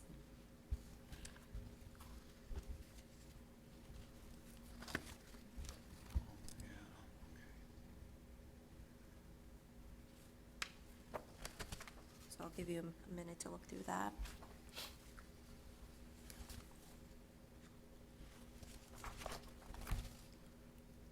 Well, you know, I remember looking through that personally, and I was a little troubled and sort of mixed, because I'm like, well, at what point do we draw the line that something is within our scope and something is not? And if we're to advise the city on one area, but we're not to advise the city on another, kind of just makes my head question, well, says who and why? So I think they are within our scope, whether it's the right terminology or language. I do think, and I say so because when I started looking back at the Google documents, and there was a document in there around DEI metrics and things that we were to suggest, I found, interestingly, like the first 7 pages of it, which are all recommendations I made, were not included. So when I look back at what I had recommended, I thought, yeah, some of what I recommended did push into, say, HR and the practices of the city and how we can help them, like the hiring. I mean, I can't expect any business, any administration, any organization, or any group to change practices unless, I don't know, you need diversity within city functions and government. So to me, these things seemed, I don't know, they seemed appropriate to me, because you go down, you know, we talk about other things that we start pushing into areas where I wonder, where I was questioning, well, is that our area to be? You know, because if we get down further, we make recommendations to the police department, and we start looking further into the document, we're making suggestions and recommendations for other city functions and areas, so. I don't know. Like, I don't know. So how do we, well, I guess this is probably where I got a little confused about our role versus what we hope the city would do. Like, there seems to be, it's melted as though we're one. And so if we're an advisory committee, it seems like we are almost, there is, for lack of a better word, ordering the city to do certain things when we are supposed to be an advisory committee. And I think that this is where our verbiage is important as well, because we are setting goals that we may not be able to accomplish. And so, you know, the city partnering with the DEI committee to, in their hiring processes, we hope, but like, we don't have the ability to enforce something like that. So is it that we are, you know, when those opportunities arise for hiring and recruitment, and are we hoping to advise on those efforts that the city has and what DEI would look like based on a number of different factors, as opposed to like make the city maintain a certain percentage of staff that is, you know, that are people of color. We don't have the ability to control that, but what we can do is, you know, at least be able to, you know, continue to advocate for a seat at the table to be heard on those issues and provide advice. So this is where I got a little bogged down by what, they seem like city goals and not advisory committee goals, and how we would function as a committee, and as Ashley continues to say, you know, we're sustainable, and that we're not missing the goals. It's great, and I love this, because I'm just gonna reveal how absolutely like black and white I can be. It surprises me sometimes, because when you said highlighted area, that's all I literally looked at. I did not read that first line in the section. I just didn't even, like, I'm not even looking at it. I was asked to respond to this. So, when I read that, yes, the city partners with the DEI committee, that doesn't seem reasonable, you know. But what I would say, if I look at the goal and just read it, use a DEI framework in city practices, okay. And then I would look at, skip all the verbiage in between, just in my mind, and say, okay, as an indicator, this is what it would look like if the city were to utilize a DEI framework in some of their practices. In the area of hiring, this is what it might look like. In the area of, you know, so these, you know, evaluations for barriers, whatever it might be, like, okay, I don't know, I just think, I don't know, I think it makes sense. Maybe we need to change that language up ahead, but I still think those are adequate indicators if we were to provide, or, you know, a framework for the city to use. And it's something I've looked up and researched. I've not dropped it in the Google Docs, but there are multiple DEI, you know, sort of frameworks to help, you know, leadership engage in decision-making. So that's the way I was reading, the framework in your practices. So maybe I'm interpreting I it understand that, but for me, it's like the indicators should be, how are we able to grade ourselves, not how we're But grading the city. Who's the we, I guess, in that front is my question. How is this committee and I didn't know that we I were- don't think that we are We're- determining whether the city has met our goal of using, is that Well, our these are- goal? It just seems like these are I things think- that we can grade the city. We can grade the city and say, hey, you're failing, or you're passing, or you're average on this. But what about our goals and how we determine if we've accomplished or where we're at on accomplishing those goals? That's what I see as indicators under this section about us, not the city. I see it as the advisory committee's goals and the indications that we have. How are we going to grade ourselves? Or how's the community expected to grade us on whether we've accomplished the advisory committee's goal? Well, Not the that's a- city Right. accomplishing the goal Well, of but if I, diversity. simple as that, if I were to just back it up and I'm gonna take off that black and white, like, look only at the highlighted areas and go to 4.1, it says goals and actions. Goal 1, outreach and engagement. Well, the city works to do this. Indicators, the city maintains, the city hosts. That's why I think it's all The wrong. city expands. Like, that's why I think Well, and every that's section okay. So isn't this is good to hear. apply, so this is where, this entire section is where I was like, whoa, I feel lost. Like, now Gotcha. I'm in the city's seat, instead of the This has been- advisory committee seat. Yep. And we were not focused on the advisory committee's actions and how we can be graded by the community in accomplishing those goals. We started grading That's the the- city, and I yes. was getting like, Yeah, I no, couldn't I get love it. past it for some reason. I tried. I had notes No, all the way up no. until this point, and I was like, I don't know what I'm doing. Well, maybe Yes, I oh, am, and then I'm gonna pass the Can I speaking jump in real baton quick? over. please do, go ahead, Eric. I think, I mean, when we had our meeting with council, like a joint meeting, I think that's the purpose. I mean, the goals really are the committee's goals. And, I mean, you could really take these and form them into your goals. Like the community building and education, I think that's like a perfect example of a goal that this committee can take on and accomplish. And I think if you're looking at goal 3 specifically, I think, you know, it is reasonable, but it needs to be changed in a different way where it's not like you're expecting the city to do that. It's more so, how is the committee going to do that? You know, maybe it's develop a framework for the city to use. Whether they use it or not, that's not your problem, but at least you accomplish the goal of providing that to them. But I think a lot of the stuff we have is more so best practices and like recommendations. Because really what the goals is, you know, what the committee wants to do and, you know, what council's gonna look at and say, okay, did they accomplish these goals? If not, then what is the purpose of the committee? Like, that's what they're gonna say, and that's what they're, like, that's what's going on in their head. So I Well, think, then I can quit right now, because quite honestly, I did not join this to be judged on the goals and our ability to carry out any goals as a committee. I joined this advisory body to advise the city on city functions and city activities to improve all the things we're looking to do.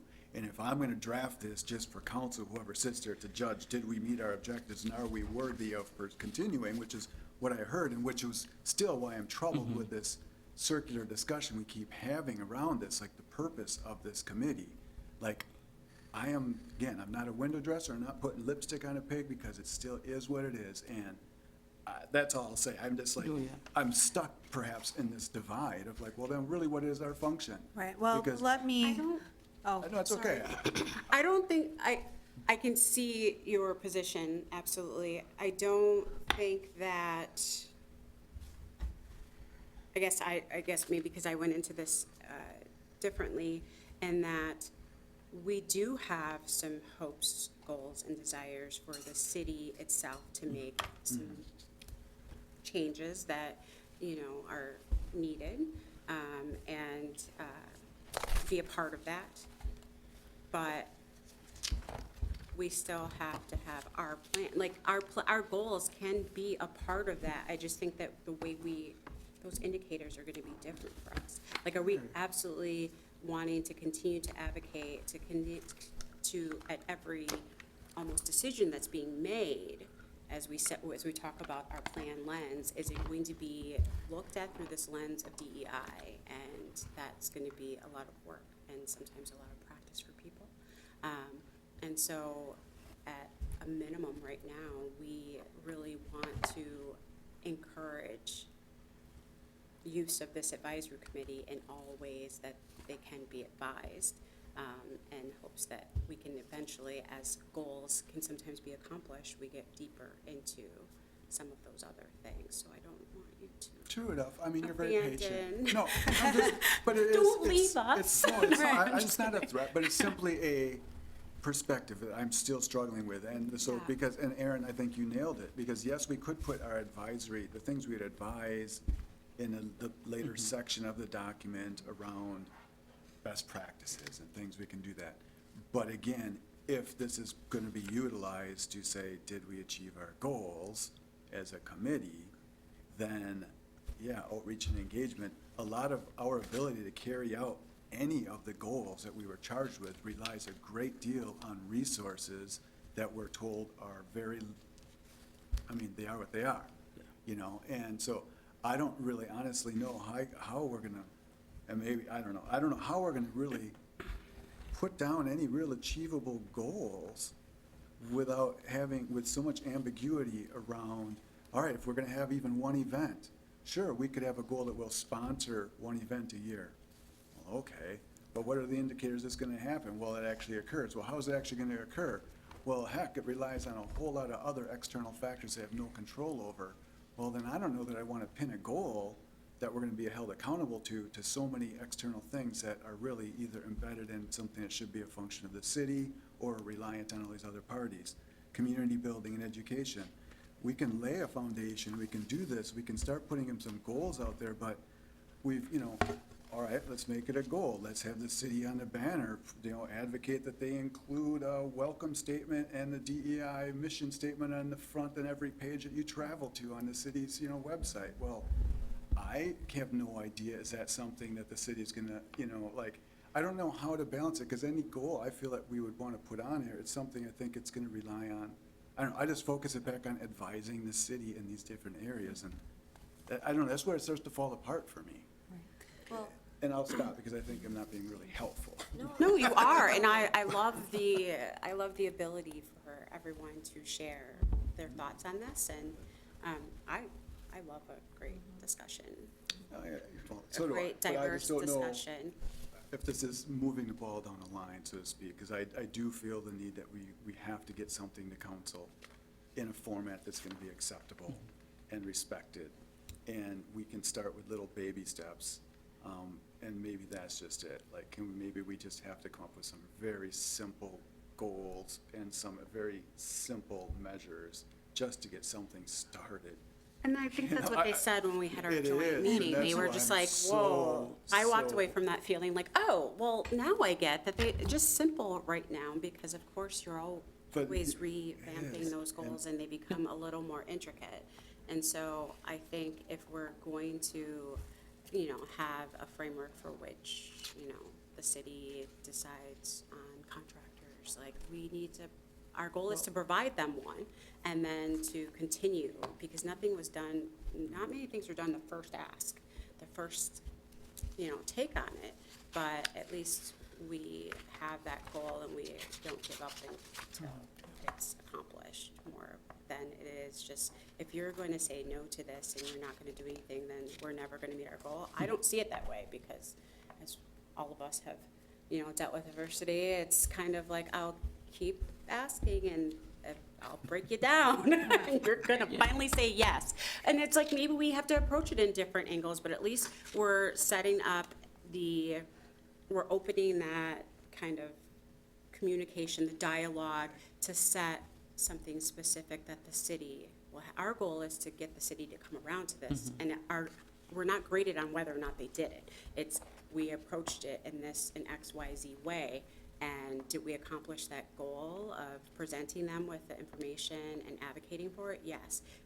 Did they fail by not agreeing with us? Yes. No, I'm just kidding.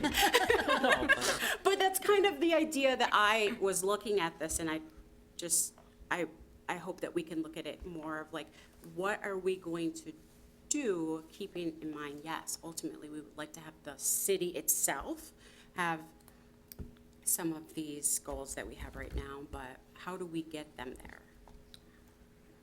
And I did ask Courtney to just run out and get the ordinance, because I could not read it on my phone for the life of me. Oh, yeah, sorry. I have it. Yeah. I'd love to see it. But, I mean, just to quickly go through the duties, serve as a resource, recommend goals, and advise the city manager and common council on existing and/or proposed ordinances, program development and actions, as well as best practices for health, housing, and economic mobility. We've talked a little bit about that. To promote community equity and inclusion for all those who live, work, and learn in a diverse Oshkosh. So, again, kind of looking at what are those ordinances, programs, things like that affect health, housing, and economic mobility. Number 2 is to facilitate input from all geographic areas, a broad spectrum of residents, business leaders, students, and employees from diverse circumstances to advance the benefits of the community, diversity, equity, and inclusion. And I definitely think there's a goal in here around outreach. 3 is to educate the public about diversity, equity, and inclusion. The committee will implement a public education plan and actively plan, sponsor, and participate in events that promote and celebrate diversity. With this one, I think what we talked about was we need resources. And so I think as you put the plan together, you say, we want to do this, number 3, but we're saying that we would need some resources to do this. So, and tell council that. I think that's what they're looking for is, yeah, we want to do these things, but what resources also do we need? And in number 4, so the fourth duty is within 1 year of creation, report to the city manager and common council on goals of the committee and identify 5 to 7 equity performance measures for each city department developed by the department and approved by the committee. So the second part of that, we did with the committee earlier this year, last year, end of last year, oh gosh, time flies, which is the equity performance measures that just got published recently. So that's one thing. But then also additional resources necessary to achieve said goals. It says it right in here, guys. If there are additional resources, what are your recommendations? C, inform relative to community diversity, equity, and inclusion to share with the general public and underserved populations. And D, best practices of community diversity and inclusion for health, housing, and economic mobility that the city may consider adopting. And then thereafter, report annually. So I'm just trying to, I think maybe, as Lakeisha was saying, don't bite off too much to start with what the council is looking for from this committee. So, and Yeah. again, what resources do you believe you need? I think that's got to be part of your documentation. Like Lakeisha says, sometimes you have to ask more than once. And,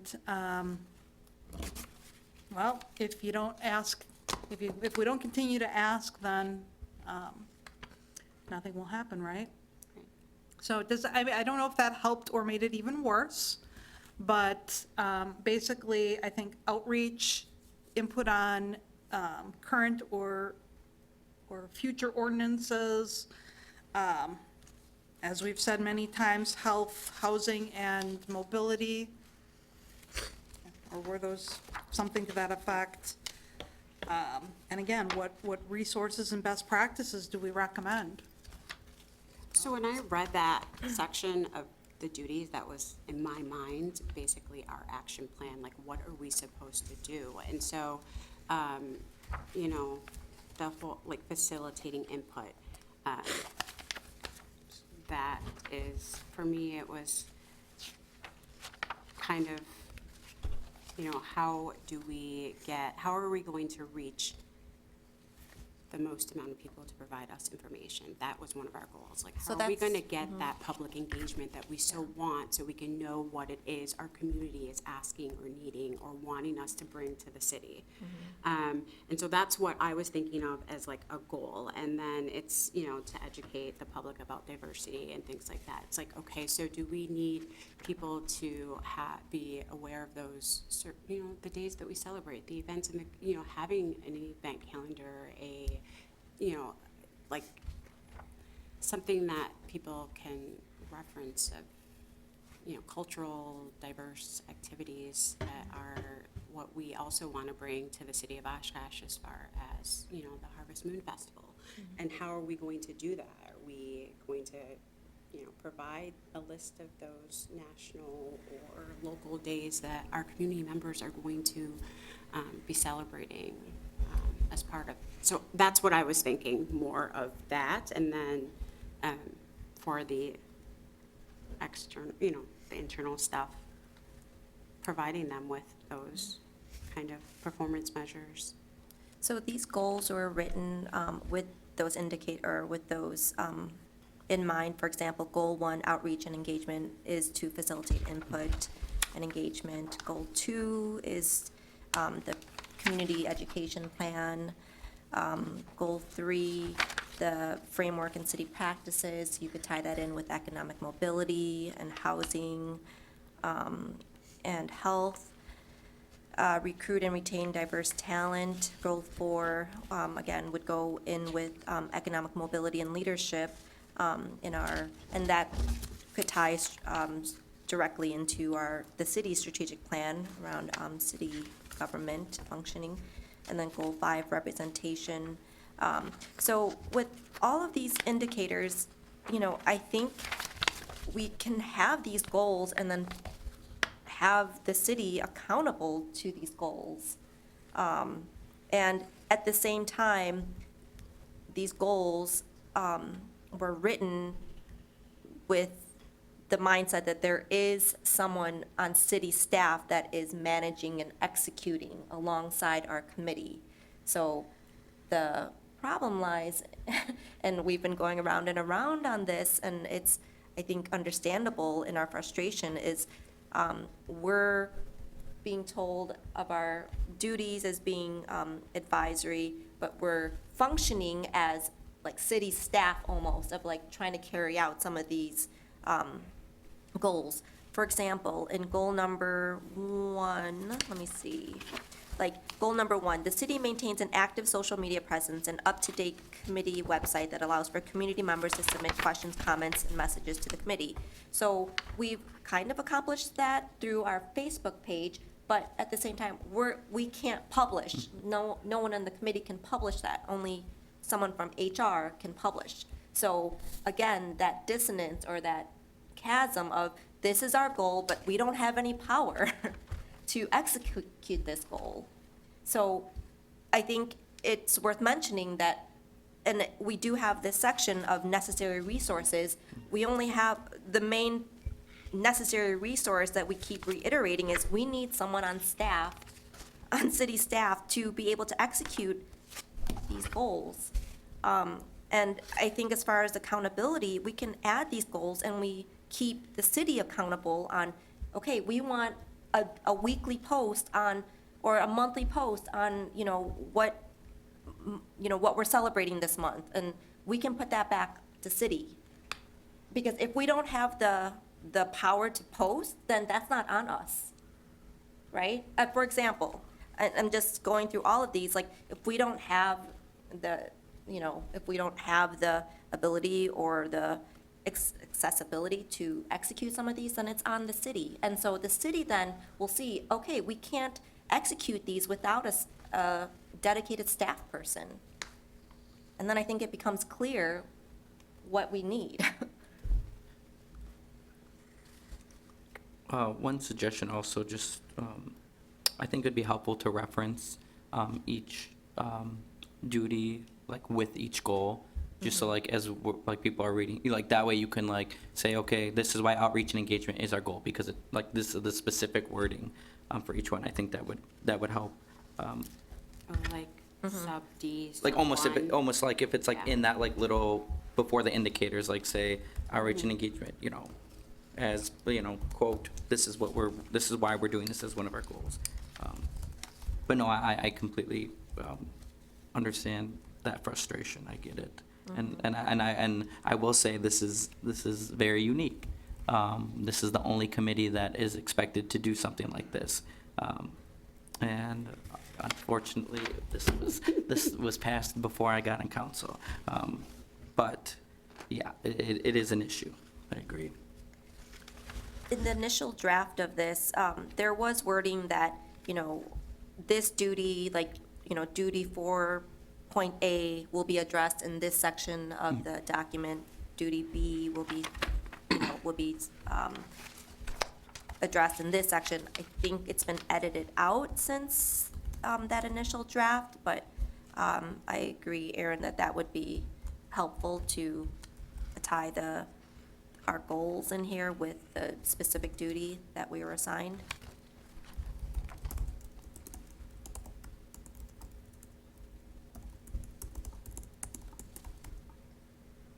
Okay, well, I think we should wrap up this section. Anyone, any last closing thoughts? So did we decide anything about goal 3? And let's go back to goal 3.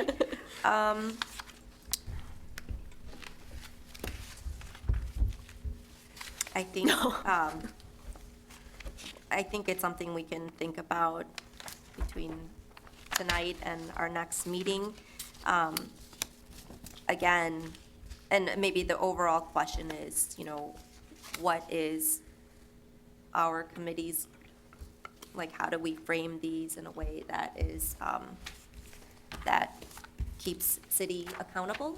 And also that we, you know, like, maybe, I think these 5 goals would be, unless someone objects, like, the most important goals that our committee can work on at this time. But I say, there was a lot discussed, let's think on it, and then you all have access, so if there's notes or comments you want to add, please do so in the documents. Sorry. Don't be sorry, I'm so sorry. don't be. My position on the goals and holding the city accountable, holding the city accountable is a goal. These are not, I just don't see the goals as the way that we hold the city accountable. One of our goals is to hold the city accountable, and how are we gonna do that? We're gonna hold them accountable by grading them in a year to see where they're at with blah, blah, blah, blah, blah, blah. You know, like, I just feel that that is a goal in itself, is to hold the city accountable. But when it comes to being advisory and looking at the ordinance and what every single section of that ordinance lays out, we have specific duties within the ordinance that should be part of our action plan moving forward. And one of our goals, of course, since there's the annual, report that that either quarterly or semi-annually, annually, we are revisiting those goals to determine if, those we need to add, or where we're at, or if we, need to revise. But holding the city accountable to me is a goal in itself, not the goal of every single one of our goals. I'm just still stuck on that whole goal process.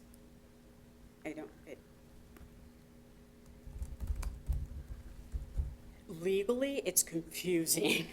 And as someone who can sit and read a statute and ordinances all day long and interpret them, this Yes. is confusing at best, and I don't know who we're talking about when we get to these goals. What if we messy. frame it in a Nobody way does. where with What was each that? goal, Nobody does. Who still has? with each indicator, we write the necessary resource right on there so that, I agree, which, I A goal, might have like. within 3 months, the city provides us with resources to affect, like, that's one of our goals. But like, our goal is to also incorporate the community like we have in there, and how are we going to do that while, in my opinion, also allowing the city to like kind of pick up where we started for them. Now pick this up and make this part of the city's kind of job, duties, stuff, So when it comes to their hiring practices, when it comes to informing their community, we need to, I see this as like setting the stage for what the city should incorporate on its daily. And they have their metrics that are on the city website and those, their own indicators. Maybe that's where some of the confusion is also, is because they have their own. We advised on them, and I'm just more Yeah. confused about what we have here and how it applies and how it's just very confusing. It's not reader friendly. it can be as simple as, for example, like facilitating input, like, every other month, we invite a community member from an organization to come and speak. Right. And then that way, It could be that simple. can be that simple. That's what I was thinking. Right, More right. simple like that. It could be that simple. It could We need to be, start somewhere, and we are looking at our ultimate goal and trying to accomplish that today or within this next, year. And it's like, we have to start at the basics, like, instead of our ultimate goal is to have this, community and city that in every aspect of action is viewing things through our lens. But we have to start somewhere. Sometimes you have to teach before someone can then, take it over and become the teacher. And I feel like we're trying to, have them, sometimes things just move over ever so slightly, but we have to at least provide the framework for someone to take it over and make this make it an annual event, have quarterly, monthly, you have to start somewhere, and annual is a start to have Harvest Moon Festival, but wouldn't it be great if eventually we can get the city to have something, more frequent than that? But you have to start somewhere, and so what do we need to do so that we can then really start advocating and pushing for bigger change? Right. And I think, some of it is, you guys don't all know what the city does.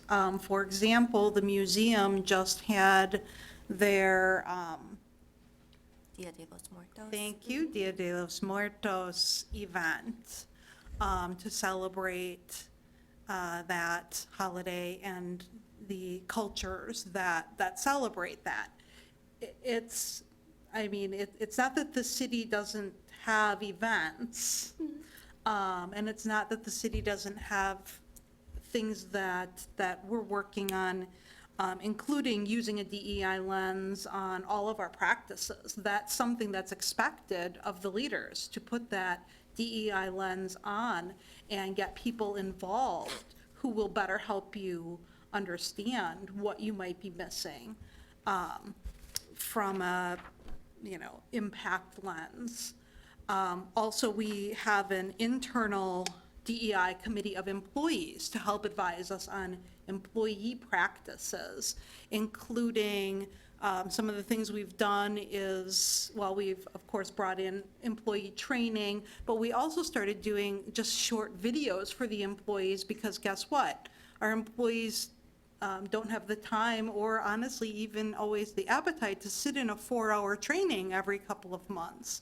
So we started implementing just small little videos to educate and share with our employees. So we are working on things from a recruitment, retention, making the city of Oshkosh a great place to work as well. So it's again, some of it is we're speaking in two different worlds, and you guys don't know everything that we do internally with all of our practices.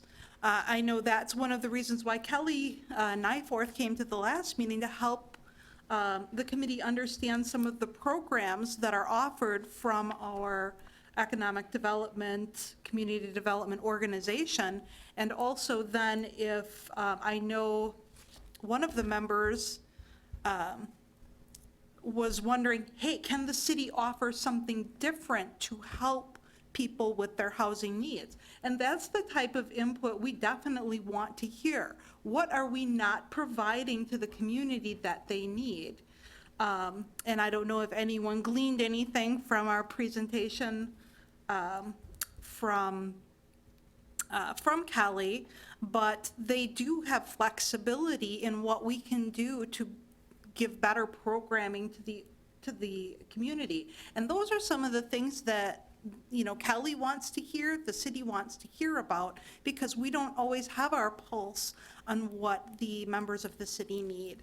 I know that Me has worked with the city in the past regarding resources and connected community members to resources within the city. But not everybody knows what resources are available, and if we're providing the right resources. And again, these are some of the things that we want to know, we want to better understand. And I think it's, in my opinion, one of the charges of this committee that you can certainly help us with. And I mean, I would love to see it as part of the goals, because I think connecting the community to the resources, or helping us do a better job of informing the community of the resources, is definitely a goal of ours.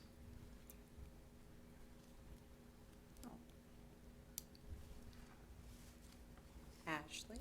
I'm physically biting my lip, just because we are trying to move ahead. But I do, it's evidenced in the decisions of council and some of the moves, not only from council, say our police department and who they hire. And I mean, I know firsthand of an individual of a diverse background trying to get his way through, asking for a little support from our PD, like, hey, can you help me get some training? I want to join the force, here's my background. Not for you, but they do it for this other person. Well, I look at these diversity issues, I'm like, here's a brown person, here's a white lady. I look at the way the city just hired for the police department, their 2 new hires. I don't know all their candidates, but I know there are people that are knocking at the door that would like to get in. There are things that are untouchable. I saw that there was something that came before the council as far as the museum wanting to hire somebody on their educational staff. That would have directly improved their ability to provide more cultural events and activities and things. Talking to the new assistant director over there and just understanding, hey, you're doing a great job, but what's going on? Well, we could use some more help. We don't have the ability to do this. Seeing a month later, something comes before and it gets shot down. It's like, those are things like, it's already kind of been put out there, and we have enough experience, like you touched on it, you kind of identified, yeah, we already know this. I mean, he's saying, hey, I've already helped people try to get the resources. Well, you already identified it's difficult that people don't even know what resources are there. So it's not like there's any secret for a lot of these. It's not like this is new experiences to some extent. So fine, if this is our charge, and if we have to find a way to smash it into a document for it to get read as a best practice or an advice, it's like, all right, I get it, but it's evidence, no, we don't know what goes on. We only see it from the outside, and from what I see from the outside, it causes me more wonder.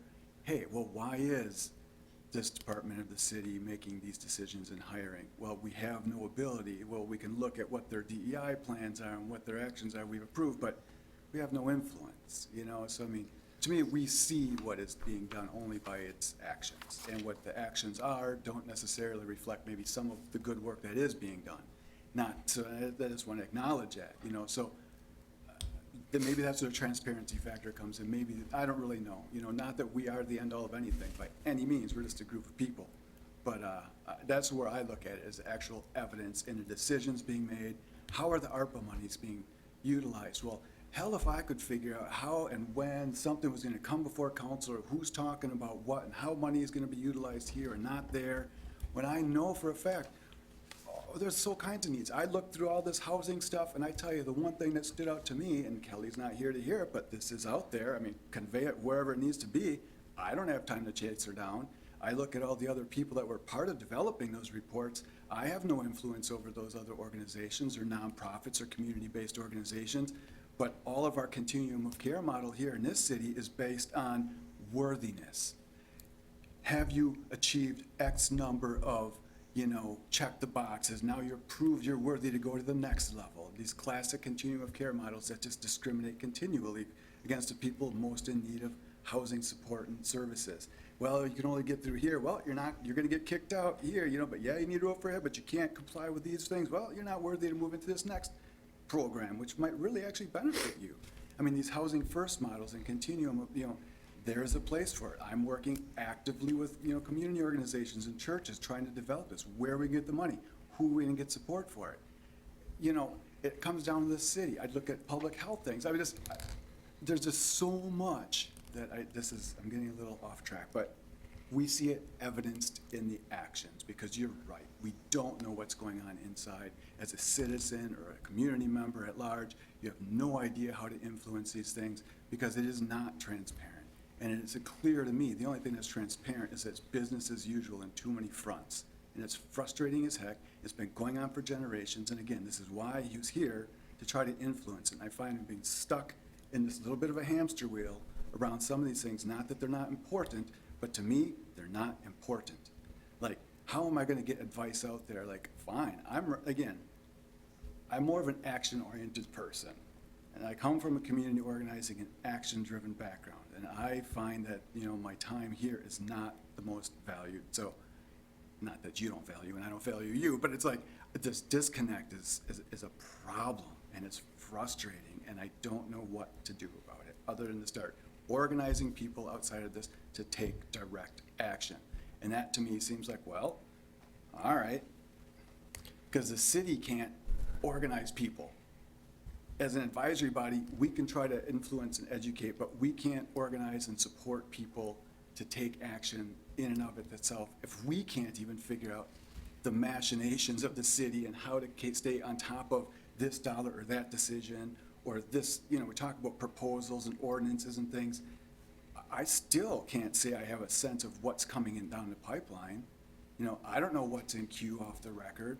I don't know what decisions are actually being made and discussions are happening. Like, I thought maybe getting inside a little bit would help that, but I'm finding it's not having a lot of influence. So I'm still in it, but it's frustrating as heck at times, and I'm feeling it really strongly because I spent most of my days, like others here, in the field, on the streets, connecting with people, trying to make things happen, focused like heck on housing and our marginalized peoples in this city that are struggling. And I tell you, I watch the stuff in the news, I read the papers, I'll look at the council minutes, and I see these things that happen. What I see is happening. Hell, we got a new hotel popping up over by Oshkosh Court. Great. How many wheels and who greased those skids to help move that along? Because it looks like it's on record, on track to be putting up in a year. Well, I know of other developments that have gotten nowhere, that are really directly focused on community needs. Like those are taking years, and then they just wither on the vine because people frustrate and they burn out and they can't make stuff happen. So I don't know, man. I'm not in charge. I'm not in your position or those of your peers, but I have made a promise. I have a diversity, equity, inclusion framework to work from to help guide some decisions because we had asked, as a liaison, like to try to give us some heads up on certain things. I don't want to be putting it all on you, of course, but it's like as that body at large, and I understand we can do something to help the collective have some framework, and I would like for it to do some of that, and I want to get that out there, but I'm going to stop and thank you for listening to all my hot air. This stuff is very, very personal. I take it personally. It's hard not to take it personally. It's all part of our lived experience and identities and, It's all good. and Sorry. Wrong table. no, it's the appropriate table. It needs to be heard, and I want to say it's a safe space, except it's public and broadcast. But it's still a safe space. It is a safe space because there's many community members that will appreciate hearing that and Yeah, hear that someone absolutely. is, driven by the lack of progress in an area that is so crucial and impacts every single one of us, just in varying ways, marginalized more negatively. So I appreciate that you share that because for the 2 to 3 people who are tuning in, no, I'm just kidding. They appreciate it and would like to know that this is a committee who is, not only, looking at, the ordinance as its guiding principle, but really those lived experiences and roadblocks. So I appreciate it a lot. Thank you. Absolutely. Okay, let's move on, and let's try to just breeze through the rest of this agenda. Committee member roundtable, any related activities and events in the area that you'd like to share publicly? I do. There was a friend of mine shared, Lewis Clark the third is going to do a meet and greet. He's a Oneida author. He wrote most recent book, I think it's How to Be an Indian in the 21st Century. He's going to be at Carmel Crisp this 30th, this Wednesday, I believe, 5:30 p.m., a meet and greet. It's an interesting read. Library has a copy. But anyhow, that is coming up at Carmel Crest on 30th at 5:30. Nice.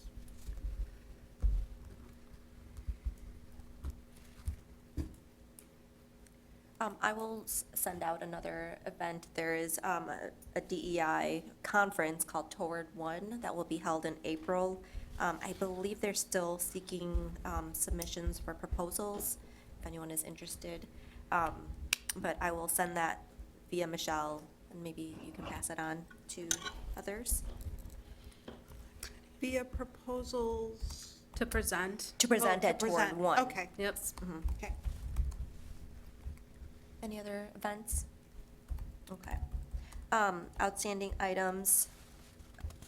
And is there an update on the Chief Oshkosh statue? I do actually have an update, and it was here a minute ago.